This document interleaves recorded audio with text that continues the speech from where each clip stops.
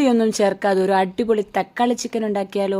7 medium size തക്കാളിക്ക് ഒന്ന് crush ചെയ്തത്, 1 table spoon ginger garlic paste, 1 teaspoon മഞ്ഞൾപ്പൊടി, 3 ടേബിൾ സ്പൂൺ കാശ്മീരി മുളക് പൊടി, 2 ടീസ്പൂൺ ചിക്കൻ മസാല, ഒരു ചിക്കൻ ക്യൂബ്സ് കൂടെ പൊടിച്ചിടുക, 1 ടീസ്പൂൺ ഉപ്പൂടെ ചേർത്ത് നന്നായിട്ട് കൈകൊണ്ട് ഇതേപോലെ മിക്സ് ചെയ്യുക. അതിലേക്ക് നമുക്ക് കഴുകി വൃത്തിയാക്കി വെച്ചിരിക്കുന്ന 1 കിലോ ചിക്കൻ കൂടെ ഇട്ടതിന് ശേഷം നന്നായിട്ട് അത് തിരുമ്മി പിടിപ്പിക്കുക. ഇനി നമുക്കിതിലേക്ക് ഒരു 1/4 കപ്പ് വെള്ളം കൂടെ ഒഴിച്ച് നന്നായിട്ട് ഇളക്കി അടച്ച് വെച്ചൊരു 20 മിനിറ്റ് വേവിക്കുക. വേവിച്ച് ശേഷം നമുക്ക് ഗ്യാസ് ഓഫ് ചെയ്യുക. അതിലെ കഷ്ണങ്ങൾ നമുക്ക് വെളിച്ചെണ്ണ ഒഴിച്ച് നന്നായിട്ടൊന്ന് വറുത്തെടുക്കാം.